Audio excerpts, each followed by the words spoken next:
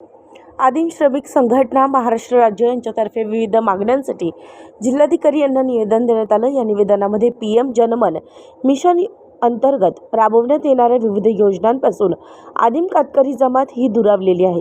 75% समाज हा स्थलांतर करत आहे आणि ते स्थलांतर थांबवण्यासाठी तसेच शिक्षणासाठीच्या योजना आहेत त्या योजना राबवण्यासाठी नाशिक जिल्ह्यामध्ये खूप अडचणी येत आहे।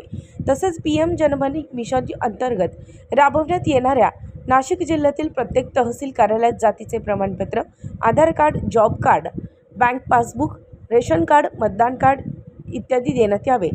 PM जनमन घरकुल बांधण्यासाठी ज्या लाभार्थ्यांना जागा नसेल त्यांना जागा उपलब्ध करून देणे। PM जनमन अंतर्गत घरकुल बांधण्यासाठी 50% कातकरी कुटुंबाची ऑनलाईन नोंदणी बाकी आहे, त्याची नव्याने सुरुवात करावी। PM जनमन अंतर्गत घरकुल बांधण्यासाठी जे लाभार्थी ऑनलाईन रजिस्ट्रेशन झालेले आहे आणि जागा उपलब्ध आहेत त्या लाभार्थ्यांना तत्काळ पहिला हप्ता देण्यात यावा। PM जनमन अंतर्गत नाशिक विभागात काही तालुक्यांमध्ये काही गावांची मोठामध्ये नोंदणी नाही, त्यांची नोंदणी करण्यात यावी। काही कातकरी वस्तीवरती लाईट नाही, त्यांना लाईटची व्यवस्था देण्यात यावी किंवा नवीन कुटुंबांना नवीन मीटर देण्यात यावे। कातकरी समाजासाठी नवीन स्मशानभूमी देण्यात यावी। ज्या कातकरी वस्तीवरील गावांना जाण्यासाठी रस्ते नाहीत तिथे सिमेंट काँक्रीटचे रस्ते देण्यात यावे। त्या गावांमध्ये सभामंडप, पिण्याच्या पाण्याची सोय करण्यात यावी। ज्या कातकरी जमातीला वनपट्टा देण्यात आलेला आहे तो त्यांच्या नावावर करून देण्यात यावा। अशा विविध मागण्यांसाठी निवेदन देण्यात आलं।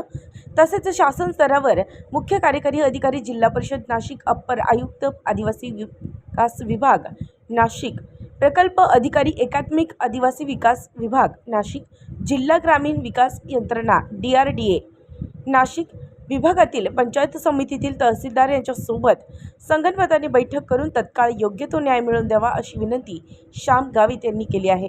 यावेळी आदिम श्रमिक संघटनेचे सर्व पदाधिकारी उपस्थित होते।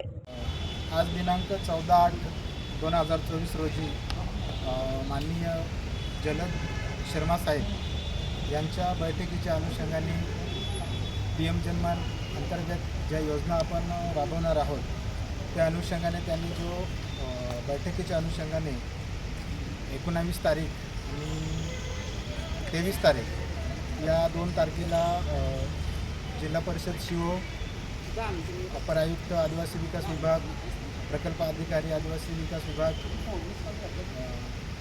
पंचायत समिती गट विकास अधिकारी, प्रांत अधिकारी, तहसीलदार सर्व अधिकाऱ्यांची बैठक घेण्यात येणार आहे। तरी जे PM मिशन अंतर्गत जे राबवण्यात येणारे रेशन कार्ड, आधार कार्ड, जातीचे दाखले आणि घरकुल पक्के बांधकाम त्यांना जागेचा प्रश्न आहे। आज ग्रामपंचायतमध्ये जागा असून त्यांना उपलब्ध करून देत नाही, तर त्यांना जी तातडीची ज्यांनी जी बैठक लावलेली आहे 19 तारखेला त्या बैठकीच्या अनुषंगाने आम्ही दराडे साहेब, आपलं जिल्हाधिकारी साहेब यांचे आम्ही आदिम श्रमिक संघटना महाराष्ट्र राज्याचे वतीने आम्ही त्यांचे आज आभार व्यक्त करतो आहे की कारण कातकरी समाजाला आत्तापर्यंत कुठं काही न्याय मिळतच नाही, तर त्यांचे आम्ही आपलं जे कातकरी बांधव आज त्यांना प्रत्येक तालुक्यातून भेटण्यासाठी आले तर त्यांचे आम्ही आभार व्यक्त करतो आहे।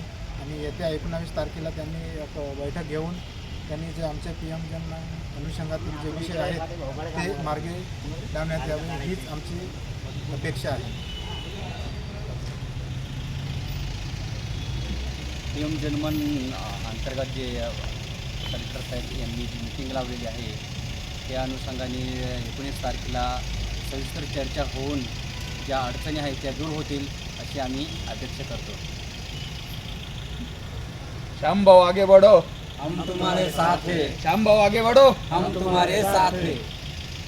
उत्तर महाराष्ट्र न्यूज नेटवर्कसाठी रामदास शीद, नाशिक।